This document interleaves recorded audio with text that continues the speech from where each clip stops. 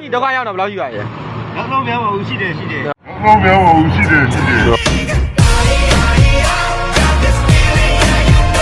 လာပါရှင် မင်္ဂလာပါခင်ဗျာ ဒီမှာကျမတို့ပေါ့နော်ဒါရေဝေးပေါ့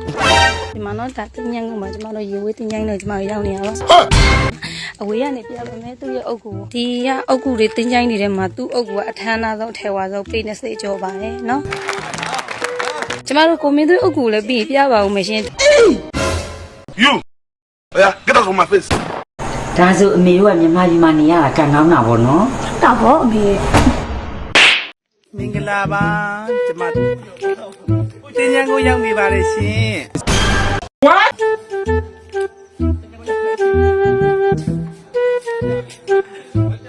မင်္ဂလာပါရှင်ကျမတင်ញံကိုရောက်နေပါတယ်မင်္ဂလာပါ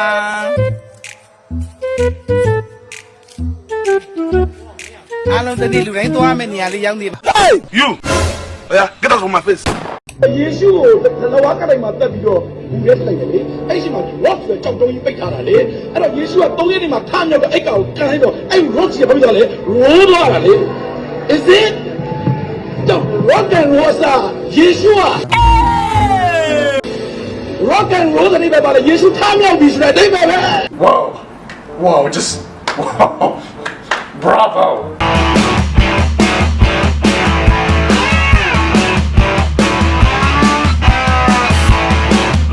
Yeah, it's okay.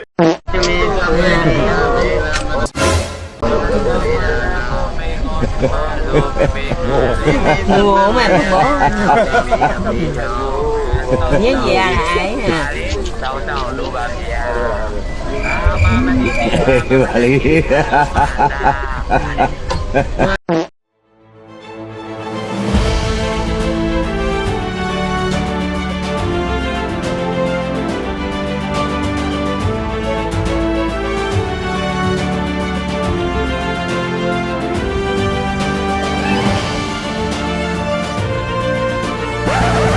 ညောက်ခင်ကြီးပဲနော်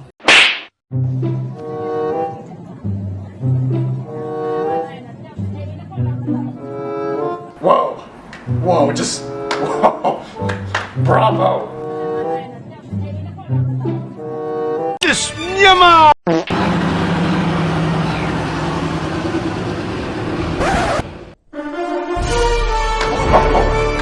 Bravo! Just Myanmar!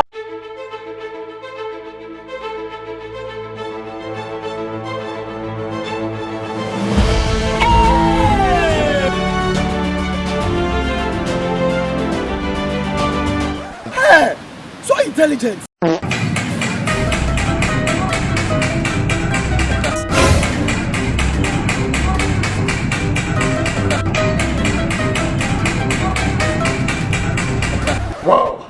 Whoa, just... Wow! Bravo!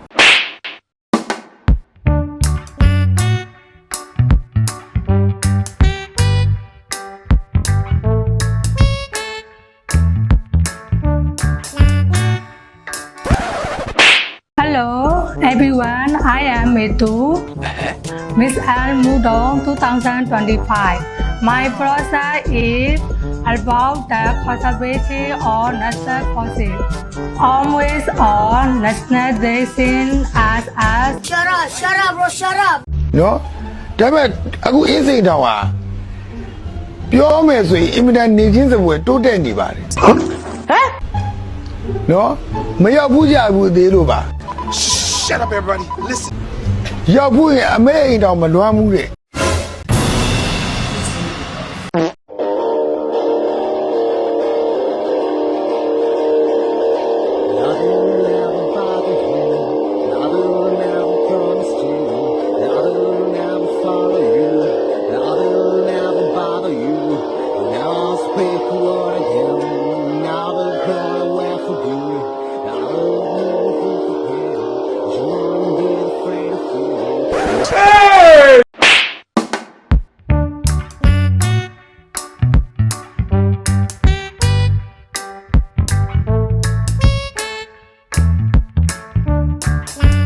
Nice. Whoa, just... Wow! Bravo ဒီမှာလေး my buried အုံကြော်ဟမ်ဟုတ်လား my buried အုံကြော်ဘာမှလည်း my buried အုံကြော်မဟုတ်မေဘရနာဘူးလက်တော့ပြစေပြပေးနှစ်စုံရမယ်မင်းနဲ့လေရေးစားပါပါလေ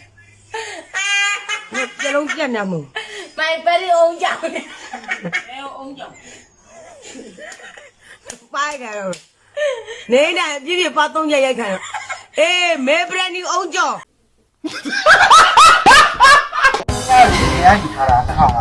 ဟုတ်ကဲ့2500နောက်ထပ်အယူရင်တလား2500 2500ဆိုတော့ပေါင်းတော့9000ပေါ့နော်ဒီတောင်းတစ်ထောင်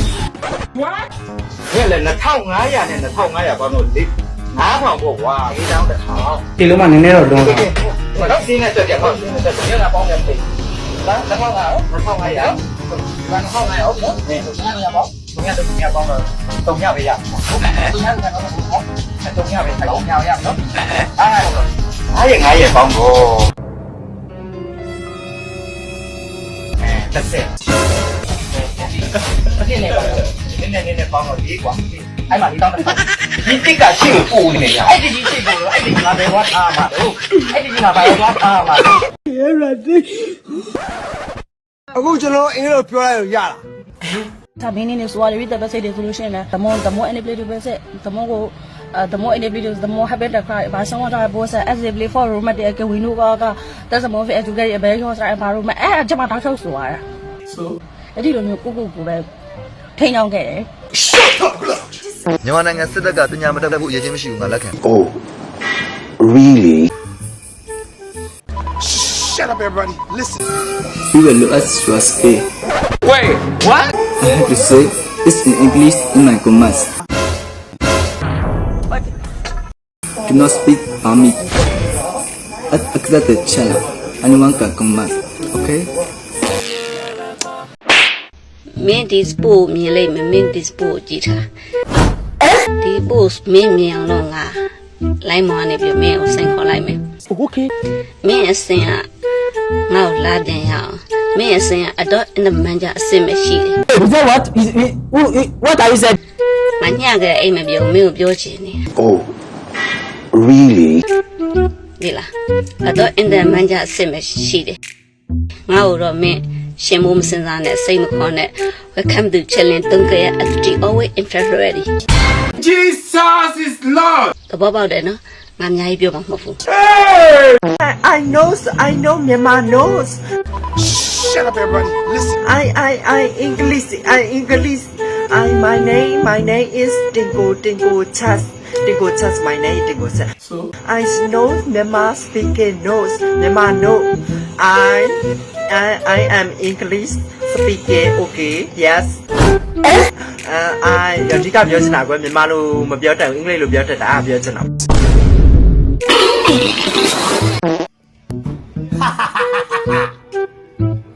ကိုစောမိုးဟိန်းတို့ကိုကျော်စိုးဦးတို့အားနာပါတယ်ကျွန်တော်အရင်လည်းအားနာပါတယ်ဟဲ့အောင်မင်းတို့ PDF မင်းတို့တော့ဆန်းစုကြည်အင်္ဂလိပ် speaking အင်္ဂလိပ်စကားဘယ်လောက်တတ်တယ် How many can you speak English language Come on again How many can you speak English language မေးလိုက်လို့ရှိရင် तू ဘယ်လောက်ရေးချင်းရှိပြီလဲ ဒီမေလို့ဟာဆိုရင်တော့ပြောသမျှတွေကစောက်ကြီးစောက်ကျယ်နေနဲ့စောက်ရုပ်ကြီးတော့စောက်ရမှမတန်ဘူးအဲကြောင့်ဒီမေလို့ဖေးလိုက်ကွာ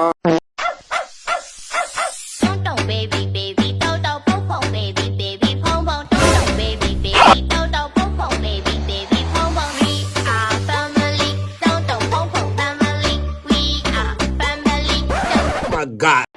Pisio, Aramana Pisio, Alibidi Pisio, Anamana Pisio, Amana Pisio, Azara Pisio, Anamana Pisio, Izara Pisio, Ubalidra Pisio, Uizara Pisio, Isatara Pisio, Atuana Pisio, Kama Pisio, Wibaga Pisio, Arabia.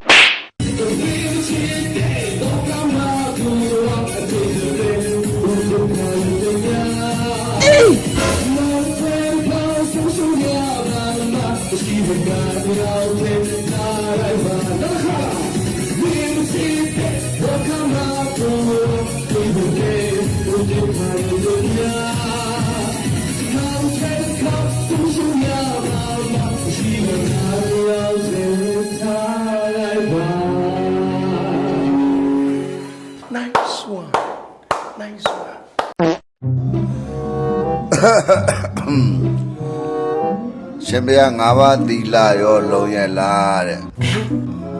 ၅ပါးသီလလုံးဖို့မလိုဘူးလို့နော် What? ၅ပါးသီလလုံးဖို့မလိုဘူးလို့နော်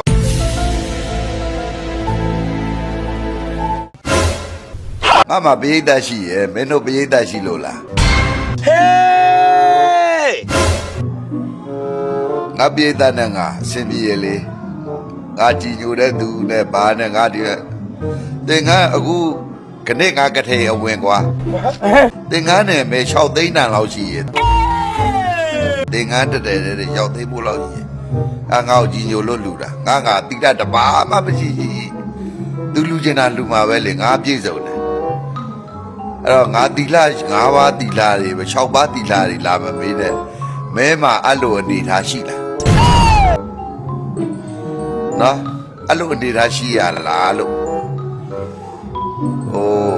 မင်းတို့ကိုလုံးမကိုစားရတာမို့လားဘယ်လောက်ချမ်းသာလဲဆိုတာငါလာမပြောနဲ့လေနော် will judge you ဒါရကဒီမေတေတာအာဝဒာမိ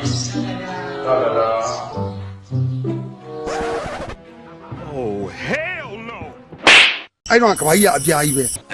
အောက်ကထောက်ဒီနဲ့ကျမိုက်ကျန်းသားတွေမှာဒီချက်ချင်းお前はもう死んでいる哦，那么不如后来别的拉嘞，那不能要拉嘞。哎，这种他们个长总计划嘛的。 ကျွန်တော်ကပြည်ခရိုင်ဗရောင်းမျိုးနယ်ဇာတိဖြစ်ပါလေ။ Okay သို့တော်လည်းတာဝန်ကျတဲ့နေရာကတော့ရန်ကုန်တိုင်းဖြစ်ပြီးတော့ရန်ကုန်တိုင်းမှာဆယ်စုနှစ်တစုကျော်ကြပေါ့လေ။ဆယ်စုနှစ်ကလည်းနော်ဆယ်စုနှစ်ကိုဘယ်လိုခေါ်လဲ Hey! နိုင်ငံဝန်ထမ်းတွေလက်စားတယ်တဲ့ဝန်ထမ်းတွေလက်စားပဲလက်စားမှာပေါ့တဲ့လက်စားမှာလောက်တော့မပေးတာတဲ့ကျွန်တော်တို့ကလည်းဒီလိုမိကုမျိုးလေးတွေအရင်လက်ခံပါတယ်နော်လက်ရှိလောက်ပါတယ်လက်ခံတော့ဒီလိုဝေဖန်မျိုးတွေအဲ့တော့ကျွန်တော်ကတခါတည်းပဲအဲ့ဒီသူတွေကိုကျွန်တော်ရှင်းပြပါโอเคလက်စားနှုံတာမနေပါဘူးလို့လက်စားနှုံတာအခုကျွန်တော်တို့တခြားနိုင်ငံတွေပေါ့ပြည်ပနိုင်ငံမှာရှိတဲ့ဝန်ထမ်းတွေကိုလိုက်ကြည့်လိုက်ထောင်ကနန်းတောင်ကနန်းပဲရတာပါလို့ဟောလာသူတဲ့ထောင်ကနန်းတတ်တူပါတို့ရွံလို့ဆိုတောင်ကနန်းပဲရတခြားနိုင်ငံတွေမှာထောင်ကနန်းတောင်ကနန်းပဲရတဲ့နိုင်ငံဝန်ထမ်းတွေအဆင်ပြေတယ်လောက်တာပဲကျွန်တော်တို့နိုင်ငံမှာအခြေခံတော်ပဲသိန်းကျော်ရတယ်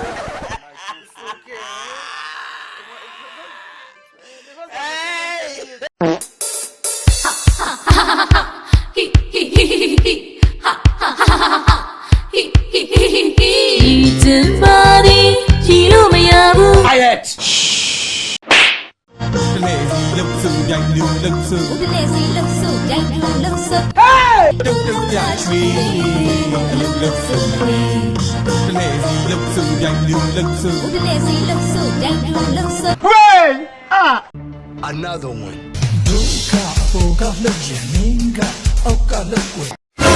你说what? It's okay. Love story Taylor Swift. Jesus Christ. We both young when I first saw you. Close my eye and the plus was standing there.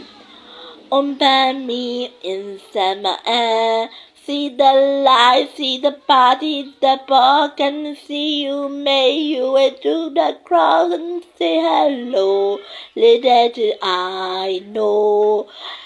that you were Romeo, you were Dorian, Baba, Amanda, Lisa, they were from Julia, and I'm crying on the stargate, begging you, please don't go. And I said, Romeo, take me somewhere we be alone. I'll be waiting all the letter to one. You be the prince and I will be the princess. It's a love story, baby, just say yes. Bruh. NANI? お前はもう死んでいる。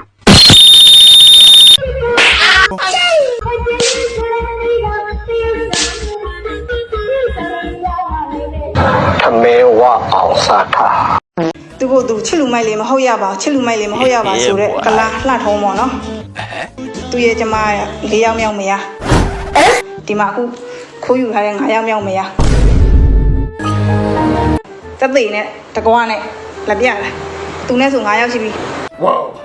wow just wow bravo တိလာသူမကြီးမိမ9ယောက်ရှိ4ယောက်ရှိရဲသူလား ဒွိုင်လိုက်ရ 1 2 3 4 PhD တောက်တဲ့ပွဲရခုနာပူဇာရှင်ပြူနာမလူတော်မင်္ဂလာပရိပြာတော်နာဖိတ်ကြလာအနန္တနန္ဒငါပဥထိတ်ခါလျက်တာပြီးတဲ့ကူအတိပရိဆရာတော်ပြာကြီးအားဥထာကပါရန္တဒဝိဒသရပြီးတဲ့ကူတောက်တာအရှင်ညာနာဝရတပ္ပမင်္ဂလာယဟန်တယကကြီးဥမောင်တင်ယဟန်တကဟုတ်ပါတယ်ပတ်စံဖြောင်းဆက်လေးပါပတ်စံအောင်ဒီလိုမီးပူပေလို့ချောက်ပါပဲညာလို့ပြန်ထောက်ပါတယ်အဲဟိုဘက်ဒီဘက်လှုပ်လိုက်လို့လည်းရပါတယ်သူကနှစ်ချက်လောက်ဆိုဖြောင်းပါတယ်ဒီလိုပတ်စံဖြောင်းဆက်လေးပါ so intelligent to how to research the moda ganun daw sa sumakana. Shut up everybody listen to how to research the moda ganun daw sa sumakana. Haparo the research maglesikia turaki muragi suraki. Hadi mali I'm here ye ko mani jane don't argueနင်ဘာလို့မဖြေတာလဲ When are you not answering? what did you say When are you not answering? ဘာများမြင်စားရှိသေးလဲ it's okay မနာဆွမ်းသားသွားမယ်နော်အဲမက်ကချွတ်လိုက်တက်လိုက်တဲ့လှုပ်ရှုပ်တယ်ကွာနော်အဲ့လိုဗဇက်ပေါက်လေးဖောက်တာပဲလေအဲ့လိုဗဇက်ပေါက်လေးဖောက်တာခါကြရဲ့ချွတ်စရာမလိုတော့ဘူးဟုတ်တယ်မလား nice one စွန်းစားတဲ့ခါကျရင်အဲ့လိုဗဇက်ပေါက်လေးတွေကပဲตาလေးကစားနော်စားရကြလားလှုပ်ရှုပ်တယ်ကွာချွတ်လိုက်တက်လိုက်လောက်ရတယ်နော်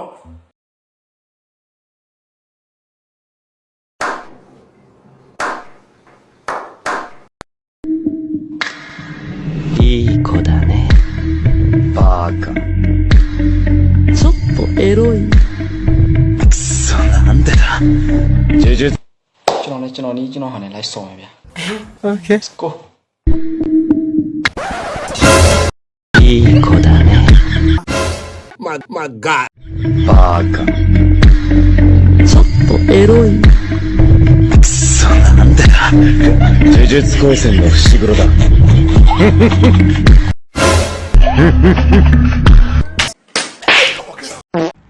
အကိုတဲ့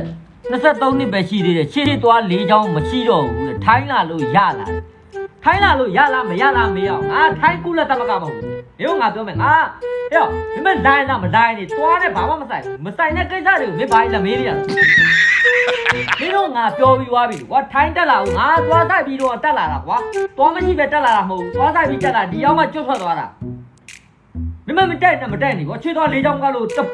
တကယ်လုံးမပြောတော့ငါနာမဆိုင်လို့23မကလို့တေကန်ကြီးဖြစ်နေပြီကွာငါနာမဆိုင်ဘူး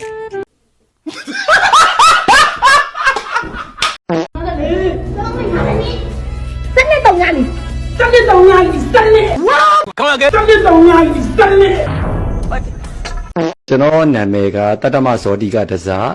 တိတိသုဒ္ဓမမဏီဇောတတရာတိဟသုဒ္ဓမမဏီဇောတတရာသုဒ္ဓမဏီဇောတတရာစီသူဒေါက်တာလဝင်းအောင်လူမှုထူကျွင်းပထမအဆင့်နိုင်ငံဆွတ်ဆောင်ရေးဘာပြောနာ ဝဲကဆရာမဒေါ်နေယူဝဲစပတ်ပြီးတော့ပိုက်ကြီး Jesus is Lord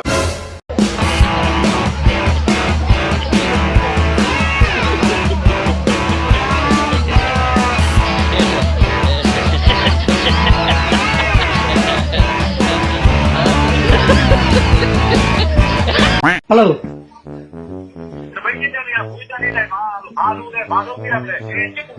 ဘာမှမလုပ်ဘူးအကောင်လုံးလည်းလည်းကြားပြီးတော့လေအကောင်နေတော့ပါသွားပြီအကောင်လုံးကြာသွားပြီဟာဘုံလေးတော့ဆရာကြီးတွေရောအကောင်လုံးအတူတို့လက်ထက်မှာရောက်နေပြီ ဘိုးကြီးတွေကကြာသွားပြီအကုန်လုံးဆရာကြီးရောရဲဘော်တွေရောအကုန်လုံးရောက်သွားပြီအကုန်လုံးဒဏ်ရာရတဲ့ကောင်နဲ့ကြားတဲ့ကောင်နဲ့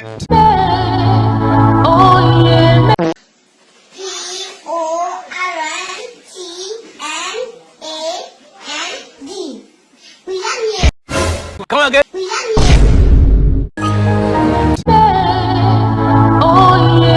ချိန်ထဲမှာကွာဒီမှာလူ2ယောက်ကိုပြိုင်တွဲလို့ရတယ်ဆိုတော့အဲ့ဘဒူးလေးကိုပြိုင်တွဲ ကိုယ်ရန်ချစ်တဲ့သူနဲ့ကိုကချစ်ရတဲ့သူနဲ့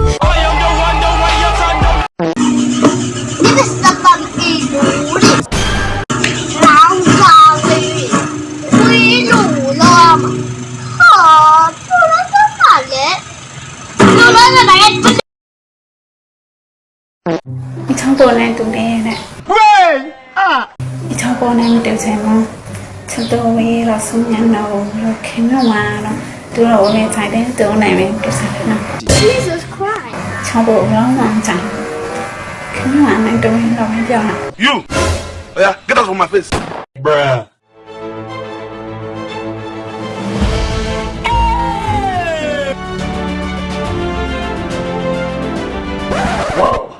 Whoa, just wow.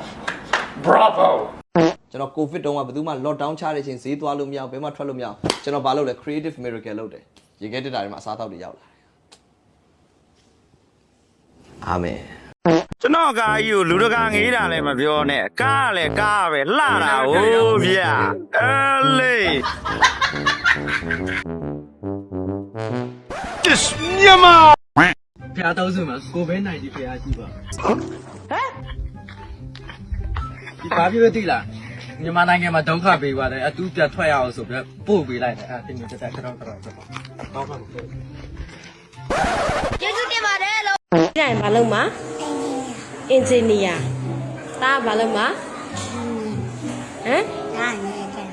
မိသားဘာလဲအင်ဂျင်နီယာဟောဒါအင်ဂျင်နီယာလို့ရှင်တာဒါရောWhat ဘာပြန်ပြောမမရဲ့မောင်လေးနွားလေးမမရဲ့မောင်လေးနွားလေးလို့ရှင်တာအော်အေး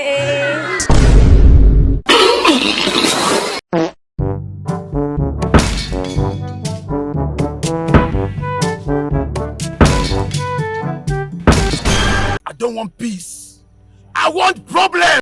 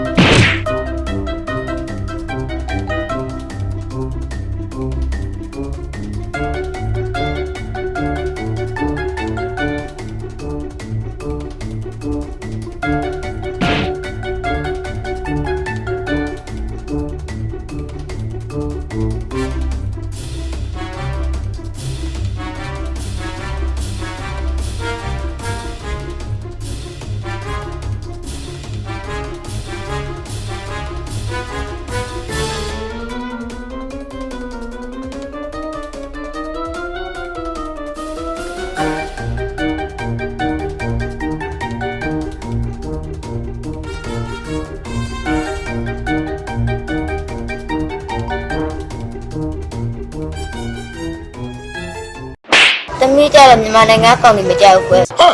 ရှမ်းကုန်းသားတို့မန္တလေးသားတို့ပဲခူးသားတို့အေရဝတီသားတို့တောင်ပေါ်သားတို့ရခိုင်သားတို့ပင်လယ်သားတို့မကြောက်ကွယ်နိုင်ငံခြားကမှဂျပန်တို့တရုတ်တို့ကိုရီးယားတို့ဩစတြေးလျတို့နော်ဝေတို့သူတို့ကြိုက်တယ်ကွယ်သူတို့အဲ့ရနိုင်ငံခြားသားတွေကြိုက်တယ်ကွယ်ပြီးတော့သမီးကတော့ပူတာဆန်လို့နဲ့ကွယ်သမီးမအမတယောက်ရှိရကွယ်သူကြတော့အသားညို့ပြီးတော့အမေပက်လိုက်ပြီးတော့မြန်မာဆန်တယ်ကွယ်သမီးကြတော့ပူဆန်တယ်ကွယ် Oh really ဥပမာသမီးရဲ့အသားရည်ဆိုရင်တွဲအဖွဲဝင်မုံနဲ့တွားတူရကွယ် Is that what are you said ပြီးတော့သမီးရဲ့မျက်ခုံးဆိုရင်အဆိုတော်တီလာစုနဲ့တွားတူရကွယ် What သမီးရဲ့မျက်တောင်နဲ့မျက်လုံးကြတော့ဘလက်ပင်အဖွဲဝင်ရိုးစင်းနဲ့တွားတူရကွယ် Jesus is Lord. သမီးနှာခေါင်းကြတော့ထမင်းသမီးထာဝိကနဲ့တွားတူရကွယ်သမီးရဲ့မေးရိုးကြတော့တရုံမသမီးကြောက်လူစီနဲ့တွားတူရကွယ် My God. သမီးမျက်နှာပေါက်ကကြတော့ကိုရီးယားမသမီးကန်ဆူဟွန်းနဲ့တွားတူရကွယ် Hey. ပြီးတော့လေတော်တော်များများကတော့စမိတ်ချလိုက်လီစာနဲ့တူမဲတဲ့စမိတ်ချပါလားတဲ့သမီးကတော့သမီးရုပ်ကိုသမီးဟို ဒီဖယ်လာဖေးတဲ့ကဂျပန်မှာလေးဖြစ်တဲ့ဆာကူရာနဲ့တော့တူရလို့ထင်တယ်ပြီးတော့သမီးကြတော့အဲ့လိုမျိုးတူရလို့ပြောခံရတာလည်းမကြောက်ဘူးပြီးတော့သမီးကပူတာဆန်လို့တယ်ကွနိုင်ငံခြားသားပဲယူမှာသမီးအမေသမီးကို2008 17လပိုင်း25ရက်နေ့မှာမွေးကလေးကသမီးရဲ့အိမ်မတီနိုင်ငံခြားသားကိုယူဖို့ဖြစ်တယ်အခုသမီးအလုံးလုံးနေရတဲ့ပတ်စံတွေအကုန်လုံးကလည်းအချိန်တိုင်းနိုင်ငံခြားသွားပြီးနိုင်ငံခြားသားနဲ့ခံယူမှုပြီးတော့သမီးကယောက်ျားလေးဆိုသမီးထအစားပေါင်းများစွာကြီးတဲ့ယောက်ျားလေးမှကြိုက်တာကွကိုမအသက်15နှစ်တို့အသက်20လို့အဲ့လိုမျိုးကွာပြီးတော့သမီးထအဲ့လောက်ကြီးတဲ့ယောက်ျားလေးမှကြိုက်တာကွ I slap the devil out of you. တော်ကြပါတော့တော်ကြပါတော့